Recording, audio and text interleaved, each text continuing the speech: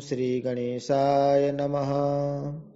वागर्थाविव सम्पृक्तौ वागर्थप्रतिपत्तये जगतः पितरौ वन्दे पार्वती परमेश्वरौ। श्रीमद्भागवत महापुराण दशम स्कंध 23वां अध्याय यज्ञ पत्नियों पर कृपा। ओम नमो भगवते वासुदेवाय। गोपा ऊचुः राम राम महावीर्य कृष्ण दुष्ट निबर्हण एषा वै बाधते क्षुन्न तच्छान्तिं कर्तुमर्हतः। श्रीशुक उवाच इति विज्ञापितो गोपैर्भगवान् देवकीसुतः भक्ताया विप्रभार्यायाः प्रसीदन्निदमब्रवीत्।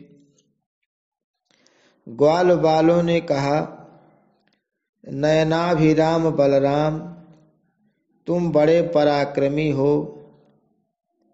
हमारे चित्तचोर श्याम सुंदर, तुमने बड़े बड़े दुष्टों का संहार किया है। उन्हीं दुष्टों के समान यह भूख भी हमें सता रही है। अतः तुम दोनों इसे भी बुझाने का कोई उपाय करो। श्री सुखदेव जी ने कहा, परीक्षित, जब ग्वाल बालों ने देवकी नंदन भगवान श्री कृष्ण से इस प्रकार प्रार्थना की, तब उन्होंने मथुरा की अपनी भक्त ब्राह्मण पत्नियों पर अनुग्रह करने के लिए यह बात कही। मेरे प्यारे मित्रों, यहाँ से थोड़ी ही दूर पर वेदवादी ब्राह्मण स्वर्ग की कामना से आंगिरस नाम का यज्ञ कर रहे हैं। तुम उनकी यज्ञशाला में जाओ। ग्वाल बालों, मेरे भेजने से वहां जाकर तुम लोग मेरे बड़े भाई भगवान श्री बलराम जी का और मेरा नाम लेकर कुछ थोड़ा सा भात भोजन की सामग्री मांग लाओ। जब भगवान ने ऐसी आज्ञा दी, तब ग्वाल बाल उन ब्राह्मणों की यज्ञशाला में गए और उनसे भगवान की आज्ञा के अनुसार ही अन्न मांगा। पहले उन्होंने पृथ्वी पर गिरकर दंडवत प्रणाम किया और फिर हाथ जोड़कर कहा, पृथ्वी के मूर्तिमान देवता ब्राह्मणों, आपका कल्याण हो। आपसे निवेदन है कि हम ब्रज के ग्वाले हैं। भगवान श्री कृष्ण और बलराम की आज्ञा से हम आपके पास आए हैं। आप हमारी बात सुने। भगवान बलराम और श्री कृष्ण गौएं चराते हुए यहाँ से थोड़े ही दूर पर आए हुए हैं। उन्हें इस समय भूख लगी है और वे चाहते हैं कि आप लोग उन्हें थोड़ा सा भात दे दें। ब्राह्मणों, आप धर्म का मर्म जानते हैं। यदि आपकी श्रद्धा हो तो उन भोजनार्थियों के लिए कुछ भात दे दीजिए। सज्जनों, जिस यज्ञ दीक्षा में पशु बलि होती है उसमें और सौत्रामणि यज्ञ में दीक्षित पुरुष का अन्न नहीं खाना चाहिए। इनके अतिरिक्त और किसी भी समय किसी भी यज्ञ में दीक्षित पुरुष का भी अन्न खाने में कोई दोष नहीं है। परीक्षित, इस प्रकार भगवान के अन्न मांगने की बात सुनकर भी उन ब्राह्मणों ने उस पर कोई ध्यान नहीं दिया।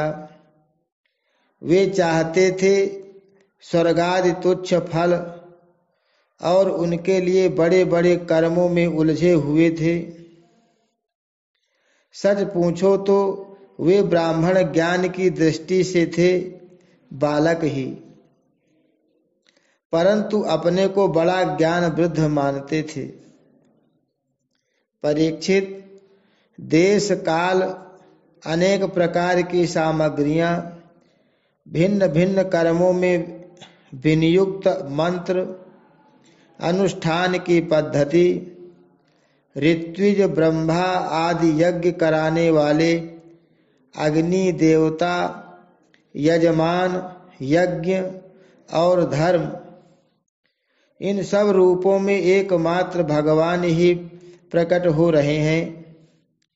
वे ही इंद्रियातीत परब्रह्म भगवान श्री कृष्ण स्वयं ग्वाल बालों के द्वारा भात मांग रहे हैं।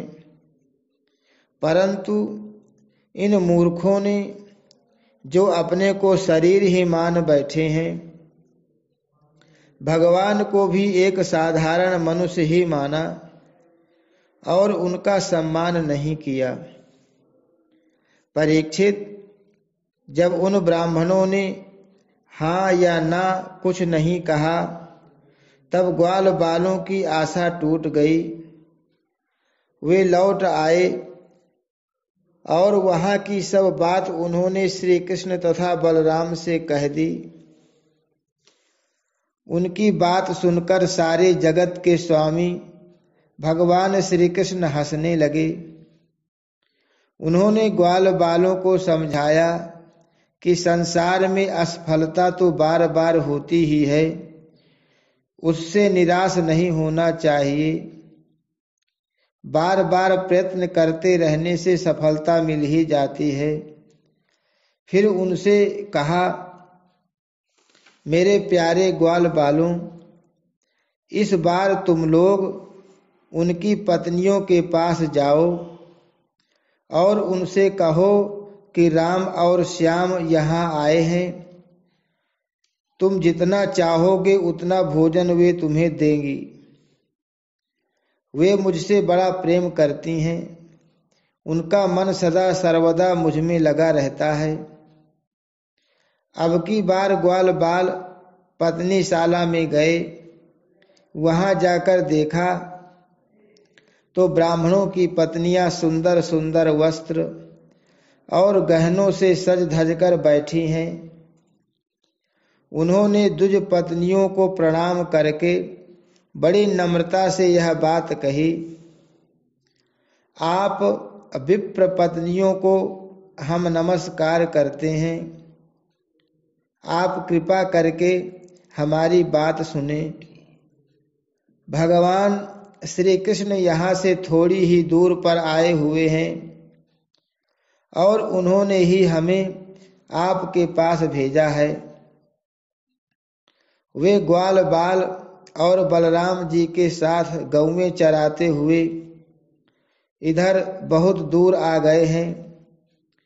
इस समय उन्हें और उनके साथियों को भूख लगी है। आप उनके लिए कुछ भोजन दे दें। परीक्षित, वे ब्राह्मणियां बहुत दिनों से भगवान की मनोहर लीलाएं सुनती थीं। उनका मन उनमें लग चुका था। वे सदा सर्वदा इस बात के लिए उत्सुक रहती कि किसी प्रकार श्री कृष्ण के दर्शन हो जाएं। श्री कृष्ण के आने की बात सुनते ही वे उतावली हो गईं। उन्होंने बर्तनों में अत्यंत स्वादिष्ट और हितकर भक्ष्य, भोज्य, लेह्य और चोष्य चारों प्रकार की भोजन सामग्री ले ली तथा भाई, बंधु, पति, पुत्रों के रोकते रहने पर भी अपने प्रियतम भगवान श्री कृष्ण के पास जाने के लिए घर से निकल पड़ी। ठीक वैसे ही जैसे नदियां समुद्र के लिए क्यों न हूं, न जाने कितने दिनों से पवित्र कीर्ति भगवान श्री कृष्ण के गुण, लीला, सौंदर्य और माधुर्य आदि का वर्णन सुन सुनकर उन्होंने उनके चरणों पर अपना हृदय निछावर कर दिया था। ब्राह्मण पत्नियों ने जाकर देखा कि यमुना के तट पर नए नए कोपलों से शोभायमान अशोक वन में ग्वाल बालों से घिरे हुए बलराम जी के साथ श्री कृष्ण इधर उधर घूम रहे हैं। उनके सांवले शरीर पर सुनहला पीतांबर झिलमिला रहा है, गले में वनमाला लटक रही है, मस्तक पर मोर पंख का मुकुट है, अंग अंग में रंगीन धातुओं से चित्रकारी कर रखी है, नए नए कोपलों के गुच्छे शरीर में लगाकर नटका सा वेश बना रखा है। एक हाथ अपने सखा ग्वाल बाल के कंधे पर रखे हुए हैं और दूसरे हाथ से कमल का फूल नचा रहे हैं। कानों में कमल के कुंडल हैं, कपोलों पर घुंघराली अलकें लटक रही हैं और मुख कमल मंद मंद मुस्कान की रेखा से प्रफुल्लित हो रहा है। परीक्षित, अब तक अपने प्रियतम श्याम सुंदर के गुण और लीलाएं अपने कानों से सुन सुनकर उन्होंने अपने मन को उन्हीं के प्रेम के रंग में रंग डाला था, उसी में सराबोर कर दिया था। अब नेत्रों के मार्ग से उन्हें भीतर ले जाकर बहुत देर तक वे मन ही मन उनका आलिंगन करती रहीं और इस प्रकार उन्होंने अपने हृदय की जलन शांत की। ठीक वैसे ही जैसे जागृत और स्वप्न अवस्थाओं की वृत्तियां यह मैं, यह मेरा, इस भाव से जलती रहती हैं, परंतु सुषुप्ति अवस्था में उसके अभिमानी प्राज्ञ को पाकर उसी में लीन हो जाती हैं और उनकी सारी जलन मिट जाती है। प्रिय परीक्षित, भगवान सबके हृदय की बात जानते हैं, सबकी बुद्धियों के साक्षी हैं। उन्होंने जब देखा कि ये ब्राह्मण पत्नियां अपने भाई बंधु और पति पुत्रों के रोकने पर भी सब सगे संबंधियों और विषयों की आशा छोड़कर केवल मेरे दर्शन की लालसा से ही मेरे पास आई है, तब उन्होंने उनसे कहा। उस समय उनके मुखार बिंद पर हास्य की तरंगे अटखेलियां कर रही थी। भगवान ने कहा, महाभाग्यवती देवियों, तुम्हारा स्वागत है, आओ बैठो, कहो हम तुम्हारा क्या स्वागत करें। तुम लोग हमारे दर्शन की इच्छा से यहाँ आई हो, यह तुम्हारे जैसे प्रेम पूर्ण हृदय वालों के योग्य ही है। इसमें संदेह नहीं कि संसार में अपनी सच्ची भलाई को समझने वाले जितने भी बुद्धिमान पुरुष हैं, वे अपने प्रियतम के समान ही मुझसे प्रेम करते हैं और ऐसा प्रेम करते हैं जिसमें किसी प्रकार की कामना नहीं रहती, जिसमें किसी प्रकार का व्यवधान, संकोच, छिपाव, दुविधा या द्वैत नहीं होता। प्राण, बुद्धि, मन, शरीर, स्वजन, स्त्री, पुत्र और धन आदि संसार की सभी वस्तुएं जिसके लिए और जिसकी सन्निधि से प्रिय लगती हैं, उस आत्मा से, परमात्मा से, मुझ श्री कृष्ण से बढ़कर और कौन प्यारा हो सकता है। इसलिए तुम्हारा आना उचित ही है। मैं तुम्हारे प्रेम का अभिनंदन करता हूँ, परंतु अब तुम लोग मेरा दर्शन कर चुकी, अब अपनी यज्ञशाला में लौट जाओ। तुम्हारे पति ब्राह्मण गृहस्थ हैं, वे तुम्हारे साथ मिलकर ही अपना यज्ञ पूर्ण कर सकेंगे। ब्राह्मण पत्नियों ने कहा, अंतर्यामी श्याम सुंदर, आपकी यह बात निष्ठुरता से पूर्ण है। आपको ऐसी बात नहीं कहनी चाहिए। श्रुतियां कहती हैं कि जो एक बार भगवान को प्राप्त हो जाता है उसे फिर संसार में नहीं लौटना पड़ता। आप अपनी यह वेदवाणी सत्य कीजिए। हम अपने समस्त सगे संबंधियों की आज्ञा का उल्लंघन करके आपके चरणों में इसलिए आई हैं कि आपके चरणों से गिरी हुई तुलसी की माला अपने केशों में धारण करें। हे स्वामी, अब हमारे पति, पुत्र, माता पिता, भाई बंधु और स्वजन संबंधी हमें स्वीकार नहीं करेंगे, फिर दूसरों की तो बात ही क्या है। वीर शिरोमणे, अब हम आपके चरणों में आ पड़ी हैं। हमें और किसी का सहारा नहीं है, इसलिए अब हमें दूसरों की शरण में न जाना पड़े, ऐसी व्यवस्था कीजिए। भगवान श्री कृष्ण ने कहा, देवियों, तुम्हारे पति, पुत्र, माता पिता, भाई बंधु कोई भी तुम्हारा तिरस्कार नहीं करेंगे।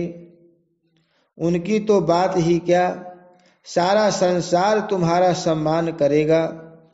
इसका कारण है अब तुम मेरी हो गई हो, मुझसे युक्त हो गई हो। देखो ना, ये देवता मेरी बात का अनुमोदन कर रहे हैं। देवियों, इस संसार में मेरा अंग संग ही मनुष्यों में मेरी प्रीति या अनुराग का कारण नहीं है, इसलिए तुम जाओ, अपना मन मुझ में लगा दो, तुम्हें बहुत शीघ्र मेरी प्राप्ति हो जाएगी। श्री सुखदेव जी कहते हैं, परीक्षित, जब भगवान ने इस प्रकार कहा तब वे ब्राह्मण पत्नियां यज्ञशाला में लौट गईं। उन ब्राह्मणों ने अपनी स्त्रियों से तनिक भी दोष दृष्टि नहीं की, उनके साथ मिलकर अपना यज्ञ पूरा किया।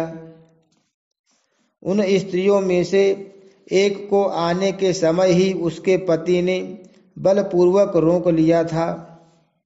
इस पर उस ब्राह्मण पत्नी ने भगवान के वैसे ही स्वरूप का ध्यान किया जैसा कि बहुत दिनों से सुन रखा था। जब उसका ध्यान जम गया तब मन ही मन भगवान का आलिंगन करके उसने कर्म के द्वारा बने हुए अपने शरीर को छोड़ दिया। शुद्ध सत्वमय दिव्य शरीर से उसने भगवान की सन्निधि प्राप्त कर ली। इधर भगवान श्री कृष्ण ने ब्राह्मणियों के लाए हुए उस 4 प्रकार के अन्न से पहले ग्वाल बालों को भोजन कराया और फिर उन्होंने स्वयं भी भोजन किया। परीक्षित, इस प्रकार लीला मनुष्य भगवान श्री कृष्ण ने मनुष्य की सी लीला की और अपने सौंदर्य, माधुर्य, वाणी तथा कर्मों से गौएं, ग्वाल बाल और गोपियों को आनंदित किया और स्वयं भी उनके अलौकिक प्रेम रस का आस्वादन करके आनंदित हुए। परीक्षित, इधर जब ब्राह्मणों को यह मालूम हुआ कि श्री कृष्ण तो स्वयं भगवान हैं, तब उन्हें बड़ा पछतावा हुआ। वे सोचने लगे कि जगदीश्वर भगवान श्री कृष्ण और बलराम की आज्ञा का उल्लंघन करके हमने बड़ा भारी अपराध किया है। वे तो मनुष्य की सी लीला करते हुए भी परमेश्वर ही हैं। जब उन्होंने देखा कि हमारी पत्नियों के हृदय में तो भगवान का अलौकिक प्रेम है और हम लोग उससे बिल्कुल रीते हैं। तब वे पछता पछता कर अपनी निंदा करने लगे। वे कहने लगे, हाय, हम भगवान श्री कृष्ण से विमुख हैं। बड़े ऊंचे कुल में हमारा जन्म हुआ। गायत्री ग्रहण करके हम द्विजात हुए। वेदाध्ययन करके हमने बड़े बड़े यज्ञ किए, परंतु वह सब किस काम का? धिक्कार है, धिक्कार है। हमारी विद्या व्यर्थ गई, हमारे व्रत बुरे सिद्ध हुए। हमारी इस बहुज्ञता को धिक्कार है। ऊंचे वंश में जन्म लेना, कर्मकांड में निपुण होना किसी काम न आया, इन्हें बार बार धिक्कार है। निश्चय ही भगवान की माया बड़े बड़े योगियों को भी मोहित कर लेती है। तभी तो हम कहलाते हैं मनुष्यों के गुरु और ब्राह्मण, परंतु अपने सच्चे स्वार्थ और परमार्थ के विषय में बिल्कुल भूले हुए हैं। कितने आश्चर्य की बात है। देखो तो सही, यद्यपि ये स्त्रियां हैं, तथापि जगत गुरु भगवान श्री कृष्ण में इनका कितना अगाध प्रेम है, अखंड अनुराग है। उसी से इन्होंने गृहस्थी की वह बहुत बड़ी फांसी भी काट डाली, जो मृत्यु के साथ भी नहीं कटती। इनके न तो द्विजाति के योग्य यज्ञोपवीत आदि संस्कार हुए हैं, और न तो इन्होंने गुरुकुल में ही निवास किया है, न इन्होंने तपस्या की है, और न तो आत्मा के संबंध में ही कुछ विवेक विचार किया है। उनकी बात तो दूर रही, इनमें न तो पूरी पवित्रता है और न तो शुभ कर्म ही। फिर भी समस्त योगेश्वरों के ईश्वर पुण्य कीर्ति भगवान श्री कृष्ण के चरणों में इनका दृढ़ प्रेम है, और हमने अपने संस्कार किए हैं, गुरुकुल में निवास किया है, तपस्या की है, आत्मानुसंधान किया है, पवित्रता का निर्वाह किया है तथा अच्छे अच्छे कर्म किए हैं। फिर भी भगवान के चरणों में हमारा प्रेम नहीं है। सच्ची बात यह है कि हम लोग गृहस्थी के काम धंधों में मतवाले हो गए थे, अपनी भलाई और बुराई को बिल्कुल भूल गए थे। अहो, भगवान की कितनी कृपा है। भक्त वत्सल प्रभु ने ग्वाल बालों को भेजकर उनके वचनों से हमें चेतावनी दी, अपनी याद दिलाई। भगवान स्वयं पूर्ण काम हैं और कैवल्य मोक्ष पर्यंत जितनी भी कामनाएं होती हैं उनको पूर्ण करने वाले हैं। यदि हमें सचेत नहीं करना होता तो उनका हम सरीखे क्षुद्र जीवों से प्रयोजन ही क्या हो सकता था।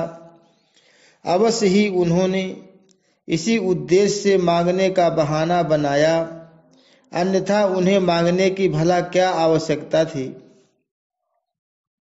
स्वयं लक्ष्मी अन्य सब देवताओं को छोड़कर और अपनी चंचलता, गर्व आदि दोषों का परित्याग कर केवल एक बार उनके चरण कमलों का स्पर्श पाने के लिए सेवा करती रहती हैं। वे ही प्रभु किसी से भोजन की याचना करें, यह लोगों को मोहित करने के लिए नहीं तो और क्या है। देश काल पृथक पृथक सामग्रियां, उन कर्मों में विनियुक्त मंत्र अनुष्ठान की पद्धति, ऋत्विज अग्नि देवता यजमान यज्ञ और धर्म सब भगवान के ही स्वरूप हैं। वे ही योगेश्वरों के भी ईश्वर भगवान विष्णु स्वयं श्री कृष्ण के रूप में यदुवंशियों में अवतीर्ण हुए हैं। यह बात हमने सुन रखी थी, परंतु हम इतने मूढ़ हैं कि उन्हें पहचान नहीं सके।